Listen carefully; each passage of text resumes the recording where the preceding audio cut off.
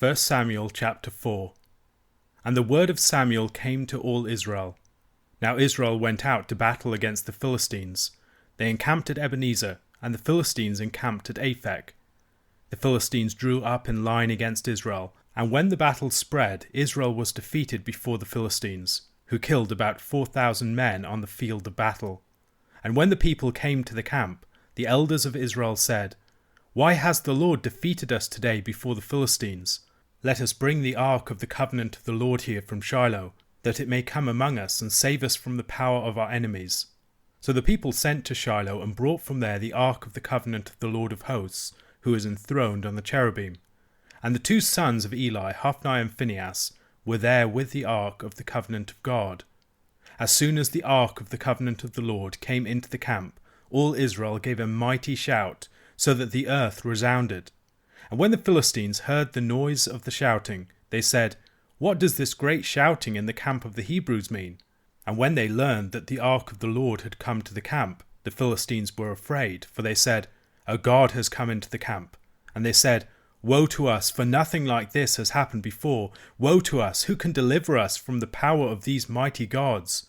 These are the gods who struck the Egyptians with every sort of plague in the wilderness. Take courage and be men, O Philistines, lest you become slaves to the Hebrews, as they have been to you. Be men and fight." So the Philistines fought, and Israel was defeated, and they fled every man to his home. And there was a very great slaughter, for 30,000 foot soldiers of Israel fell. And the ark of God was captured, and the two sons of Eli, Hophni and Phinehas, died.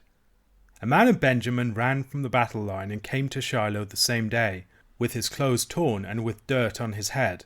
When he arrived, Eli was sitting on his seat by the road watching, for his heart trembled for the ark of God. And when the man came into the city and told the news, all the city cried out. When Eli heard the sound of the outcry, he said, "What is this uproar?" Then the man hurried and came and told Eli. Now Eli was 98 years old, and his eyes were set so that he could not see. And the man said to Eli, "I am he who has come from the battle. I fled from the battle today." And he said, "How did it go, my son?" He who brought the news answered and said, "Israel has fled from before the Philistines, and there has also been a great defeat among the people. Your two sons also, Hophni and Phinehas, are dead, and the ark of God has been captured." As soon as he mentioned the ark of God, Eli fell over backward from his seat by the side of the gate, and his neck was broken, and he died. For the man was old and heavy. He had judged Israel 40 years. Now his daughter-in-law, the wife of Phinehas, was pregnant, about to give birth. And when she heard the news that the ark of God was captured, and that her father-in-law and her husband were dead, she bowed and gave birth, for her pains came upon her. And about the time of her death, the women attending her said to her, "Do not be afraid, for you have borne a son." But she did not answer or pay attention, and she named the child Ichabod, saying, "The glory has departed from Israel," because the ark of God had been captured, and because of her father-in-law and her husband. And she said, "The glory has departed from Israel, for the ark of God has been captured." The first sentence of 1 Samuel chapter 4 concludes the narrative of the preceding chapter. Samuel is established as a prophet of the Lord, but now he drops out of the picture for the rest of the chapter, and for the chapters that follow, which concern Israel and Eli's house. Later he will reappear in a story that can be compared and contrasted with this story of the Battle of Aphek, the story of the Battle of Ebenezer in chapter 7. Ebenezer, meaning rock of help, is mentioned at the beginning of this story as the place where the Israelites camp. However, there is no Ebenezer for Israel in this battle. This is all taking place in the west of the hill country of Ephraim. It is almost certainly also taking place during Samson's lifetime. There is an overlap between the book of Judges and the book of 1 Samuel. Having sustained some serious losses, the elders of Israel send for the ark.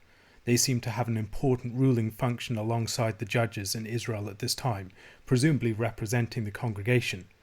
The ark was the footstool of God's throne.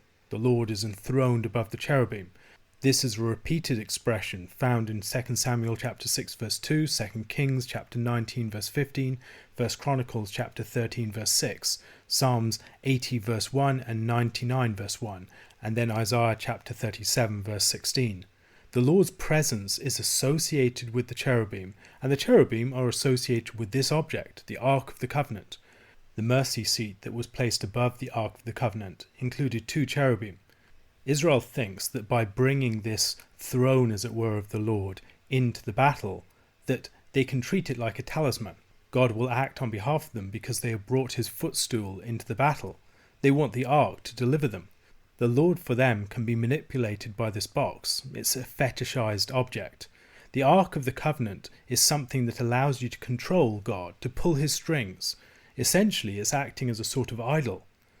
The Ark had been taken around Jericho, and in that story there was a great shout, and they brought the walls down with the shout. And it initially looks similar. The Ark of the Covenant comes into the camp, there's a great shout, the Philistines are afraid, and it looks like the tide of the battle has turned, but things work out very differently. The Philistines wonder at the meaning of the shouting, and they learn that the Ark has entered into the camp. A god has joined the Hebrews, and this is presumably one of the gods who struck the Egyptians. In Genesis chapter 10, the Philistines are associated with the Egyptians, and they have clearly heard the story of the Exodus and all the things that were involved there. Even centuries later, the stories are still being told. And the question here seems to be who will serve whom. There are 2 nations struggling for dominance, and whichever wins this battle will make the others their servants. Fearful and desperate, the Philistines are called to act like men, to courageously fight what might be their last stand. And they fight hard and utterly defeat the Israelites. The Israelites scatter. They don't just retreat as a military force, they flee to their homes. The military force has been disbanded. The Ark is then captured and the 2 sons of Eli are killed, fulfilling the prophecy that was given by the man of God to Eli. A Benjaminite runs from the battle. There's been speculation that this was Saul. Perhaps it sets us up for the events that come later in the story of the kingdom being established through Saul. Eli is seated. He's concerned for the Ark. Perhaps he's seated on his seat of office at the gates of the city. Eli, like the Philistines earlier, wonders at the reason for the outcry. Perhaps we are to associate Eli with the Philistines at this point. He is, however, especially concerned for the Ark of God, and it is at the news of its loss that he falls over backwards and dies. He's described as being very heavy and old. The chapter ends with death. This is similar to the death of Rachel in Genesis chapter 35, verses 17 to 18, as she dies giving birth to Benjamin. And when her labour was at its hardest, the midwife said to her, "Do not fear, for you have another son." And as her soul was departing, for she was dying, she called his name Ben-Oni, but his father called him Benjamin. Perhaps there's also a contrast to be observed between Hannah and the mother of Ichabod. In many respects, this could be read as the end of an old covenant order. After the capture of the Ark, the tabernacle worship was never truly restored again. The tabernacle and the Ark would always be separate, a broken house of the Lord, until the Ark was finally brought into the temple. Phinehas's wife dying in childbirth is another sign of the desolation of Israel. She names her son Ichabod, inglorious, because the glory has been exiled from Israel.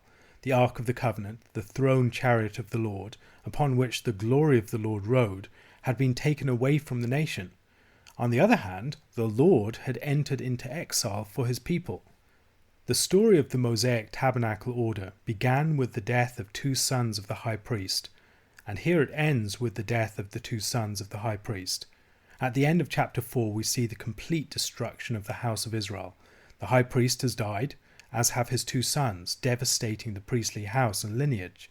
The house of the Lord, the tabernacle, has been, as it were, torn in 2, with the ark taken into captivity, and the house of Israel has been ravaged by their enemies and has lost 30,000 men, in not just a great defeat, but an event of national apostasy, akin to that with the golden calf at Sinai. A question to consider. What are some ways in which we might seek to manipulate and control God, as Israel tried to do with the Ark of the Covenant in this chapter? 1 Corinthians chapter 13.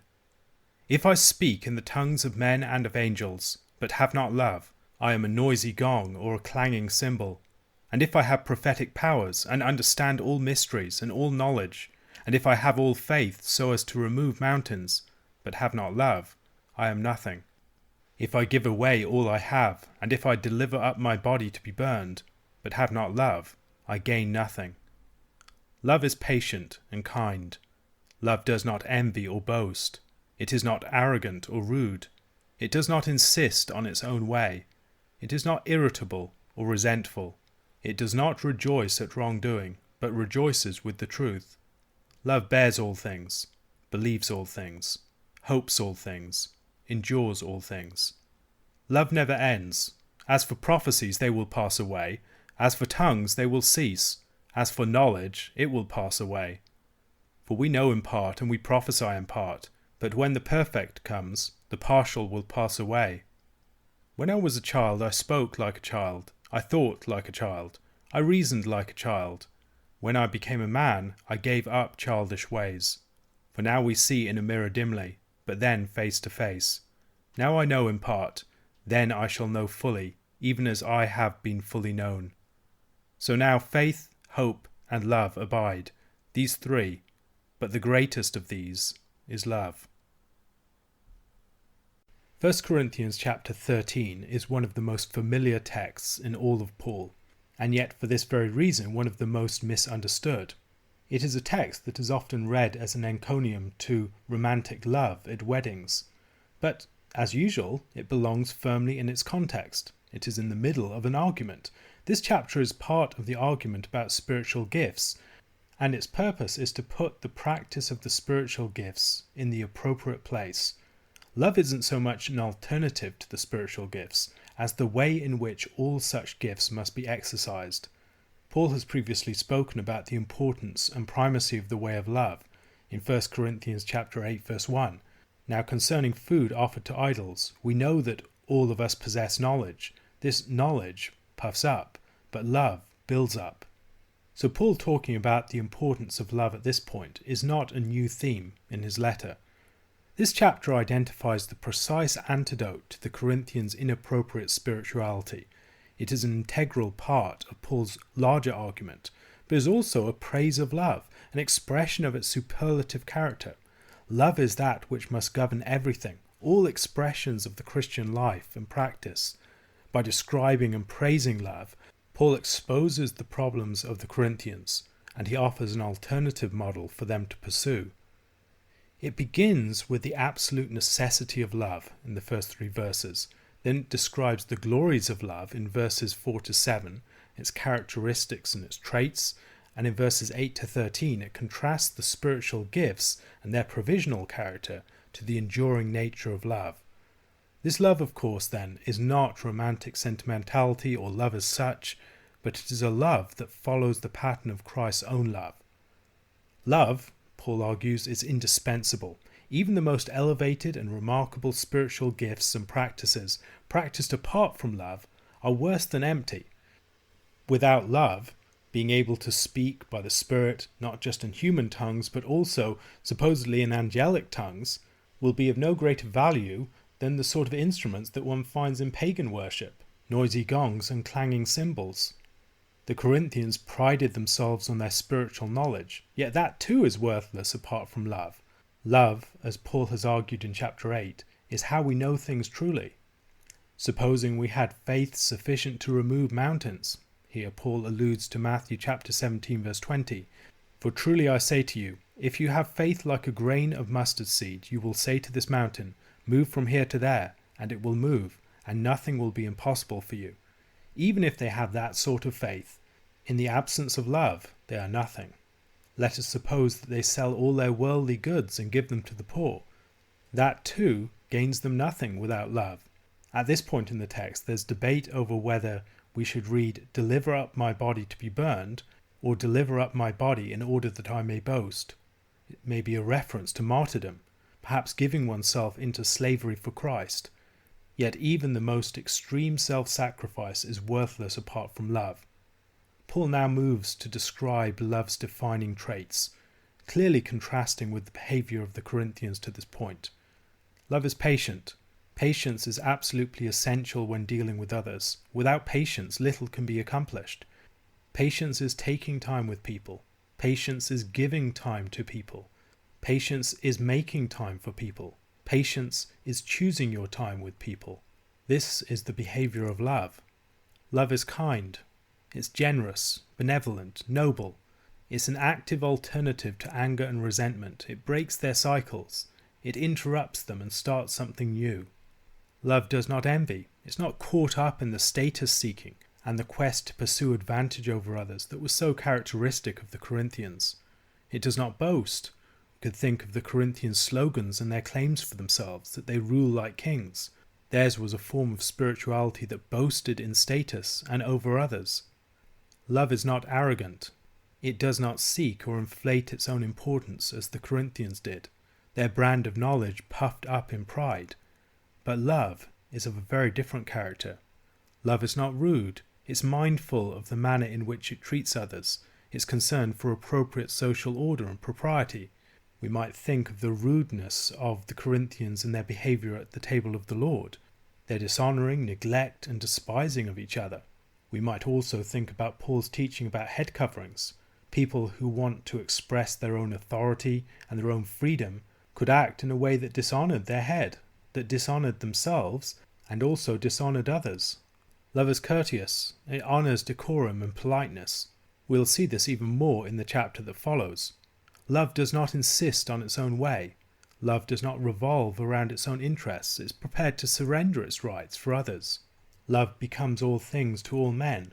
Love is prepared to make sacrifices for the weaker brother. Love is prepared to abstain from exercising rights that might wound others.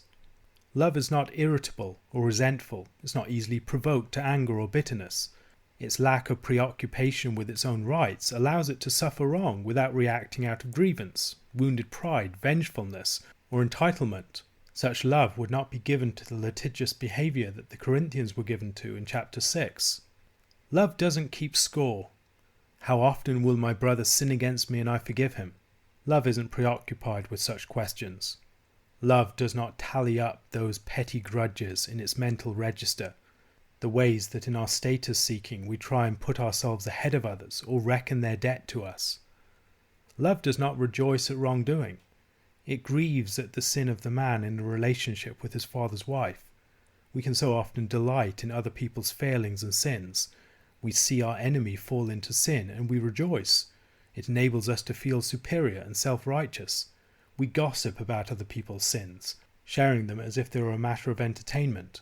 Love, however, wishes what is good, in our own lives, in the lives of our enemies. Love rejoices in the truth. It's not about self-interest. It's about something that stands over against us, the truth itself. Love desires and rejoices in integrity. Truth never tidily aligns with our personal interests. But love wants to know the truth. It isn't defensive before the truth. It lets its own interests be compromised for the sake of something greater, the truth itself. Love bears all things. Love is that which never ceases to support. It keeps holding up relationships with others, even under the greatest burden and pressure. Love believes all things. It believes through all things. It never surrenders faith.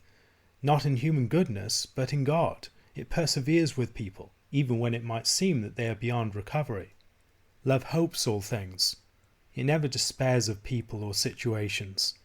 Love endures all things. It never gives up on or abandons people.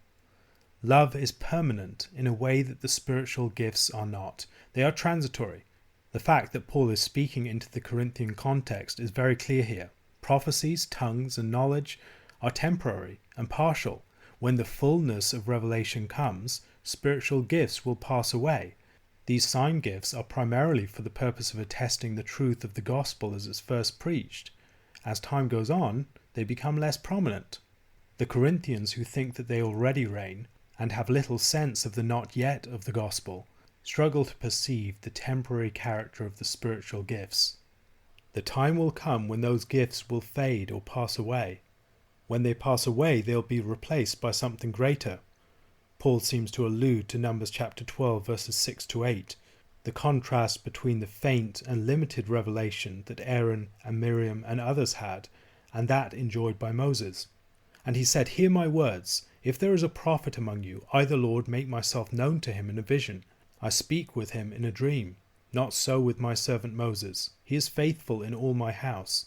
With him I speak mouth to mouth, clearly, and not in riddles, and he beholds the form of the Lord. Why then were you not afraid to speak against my servant Moses? Love is unique in the fact that it endures into the age to come. Faith, hope, and love are the Christian virtues. They're listed on several occasions in Paul, and he explores their interrelationship in a number of different ways.